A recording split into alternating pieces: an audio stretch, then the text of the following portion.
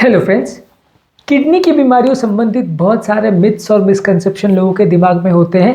आज कुछ important myths को हम डिस्कस करेंगे और उनको डिबंक करेंगे या उनकी सच्चाइयों को भी डिस्कस करेंगे, ताकि बहुत सारे फैलेसीज बहुत सारे इश्यूज जो लोगों के मन में आते हैं वो क्लियर आउट हो जाए और आपको कन्फ्यूजन्स कम हो। इसके अलावा भी यदि कोई ऐसे पॉइंट्स है जो हम नहीं करते हैं आज डिस्कस, तो वो आप हमें कमेंट बॉक्स में लिख के बता सकते हैं, तो फ्यूचर में हम उन्हें डिस्कस कर सकते हैं। टॉपिक पर जाने से पहले जो लोग हमारे चैनल पर नए हैं उन्हें रिक्वेस्ट करूँगा कि चैनल को सब्सक्राइब करें, वीडियोस को लाइक करें, शेयर करें, फॉलो करें, कमेंट करें और पूरा देखें।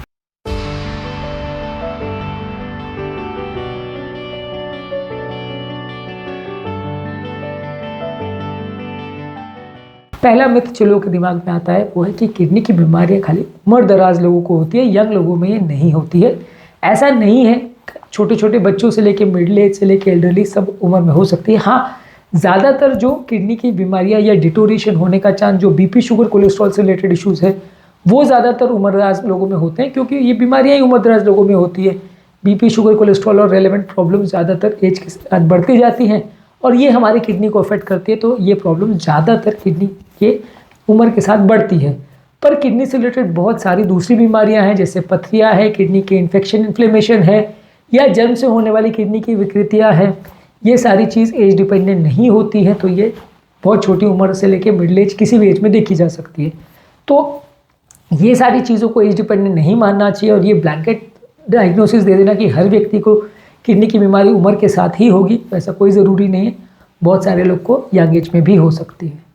अगला कॉमन मिथ या मिसकंसेप्शन ये है कि यदि किसी को किडनी की बीमारी है तो उसको डायलिसिस या ट्रांसप्लांट लगेगा ही लगेगा। ये भी एक मिथ या मिसकंसेप्शन है, क्योंकि किडनी की बीमारी बहुत सारे स्टेजेस में हो सकती है। यदि किडनी की बीमारी को अप्रोप्रिएटली कंट्रोल किया जाए, मैनेज किया जाए, तो बहुत सारे पेशेंट्स को डायलिसिस कभी नहीं लगेगी या ट्रांसप्लांट कभी नहीं लगेगा। ज़्यादातर को बहुत एडवांस किडनी फेलियर या लास्ट स्टेज में किडनी फेलियर आ जाए, उसके बाद भी अगर यूरिन आउटपुट कम हो जाए तो जाके ट्रांसप्लांट लगता है। मेजॉरिटी ऑफ किडनी पेशेंट्स जिनको दवाइयों से मैनेज किया जाता है उनको लंबे समय तक दवाइयों से चलाया जा सकता है। इनफैक्ट काफ़ी पेशेंट्स को लाइफ लॉन्ग भी चलाया जा सकता है। माइनर डिग्री की अगर किडनी प्रॉब्लम्स है, किडनी का इन्फेक्शन, इन्फ्लेमेशन या इस तरह की प्रॉब्लम्स है, किडनी की पथरी वाले प्रॉब्लम्स है, तो उनको तो चिंता करने की ज़रूरत ही नहीं है। ज़्यादातर उनको दिक्कत नहीं आती है। इनफैक्ट छोटे मोटे अगर किडनी के ट्यूमर्स, कैंसर्स भी हैं तो वो भी क्यूरेबल होते हैं काफ़ी हद तक। लेकिन हाँ, अगर एडवांस किडनी का प्रॉब्लम है और किडनी का हालत बिगड़ते ही जा रही है, दवाई से मैनेज नहीं हो पा रही है, तो डायलिसिस ट्रांसप्लांट की ज़रूरत पड़ सकती है, पर वो हर केस में नहीं होगा।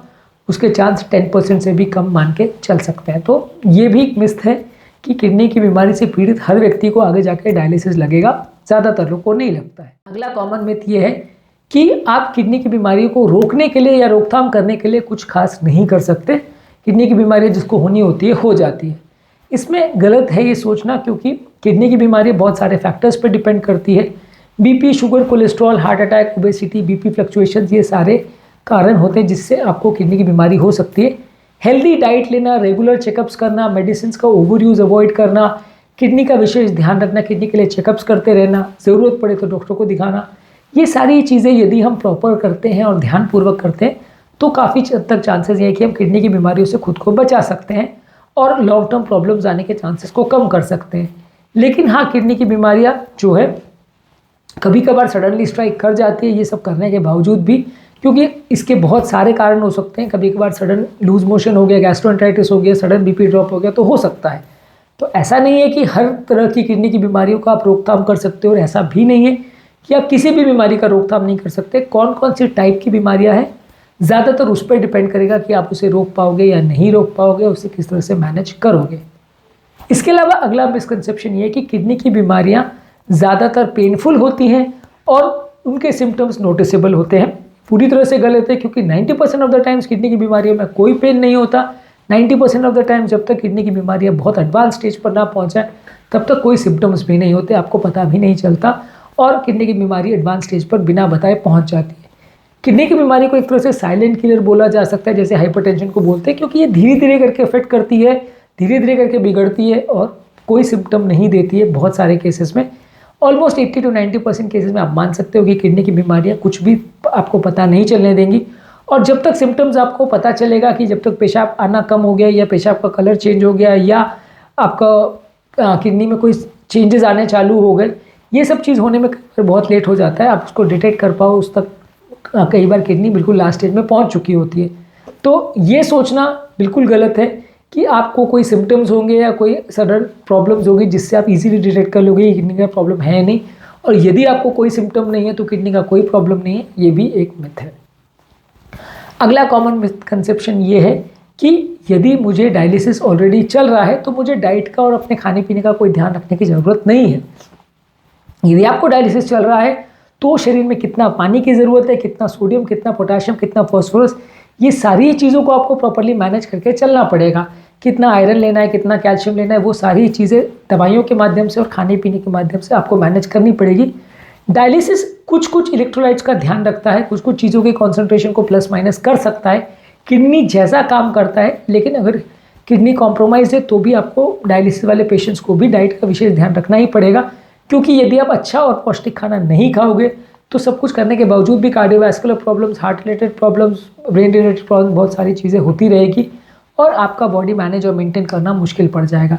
तो यदि आपको किडनी का प्रॉब्लम है तो भी आपको प्रॉपरली सारे खाने पीने का और सारे प्रिकॉशंस का ध्यान रखने की आवश्यकता है, क्योंकि इसके बिना आपकी कंडीशन बहुत जल्दी बिगड़ेगी एज़ कम्पेयर टू दूसरे लोगों के। अगला कॉमन मिसकंसेप्शन ये है कि ज़्यादा पानी पीने से किडनी की सारी प्रॉब्लम ठीक हो जाती है। पानी पीना एक इंपॉर्टेंट चीज़ है किडनी के पेशेंट्स के लिए। ज़्यादा पानी पीने से किडनी की प्रॉब्लम्स कम करने में थोड़ी मदद आपको मिलती है, थोड़े बॉडी के अंदर भरे हुए टॉक्सिन्स निकल जाते हैं, जिससे कुछ हद तक आपको किडनी की बीमारियों से बचने में फ़ायदा मिलता है। कुछ हद तक प्रॉब्लम होने के बाद भी फ़ायदा मिलता है, लेकिन ये क्योर कर देगा प्रॉब्लम को, ऐसा बिल्कुल नहीं है। पानी से किडनी की प्रॉब्लम में थोड़ा बहुत फ़ायदा मिल सकता है और अर्ली स्टेजेस में आपकी क्रिएटिनिन वैल्यूज़ को भी कम करने में थोड़ा सा सहायक हो सकता है, लेकिन 100% क्यूरेटिव इसका रोल है और इसको लेने के बाद आपकी किडनी की कोई दवा की या ट्रीटमेंट की ज़रूरत नहीं पड़ेगी, ये सोचना गलत है।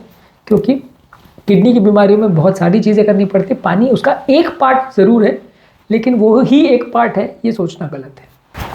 अगला मिथ या मिसकंसेप्शन ये है कि यदि मैं किडनी का पेशेंट हूँ और मेरी किडनी की कंडीशन ठीक हो गई तो मैं अपनी दवाइयों को बंद कर सकता हूँ, क्योंकि किडनी तो अब ठीक हो गई, अब क्या दिक्कत है।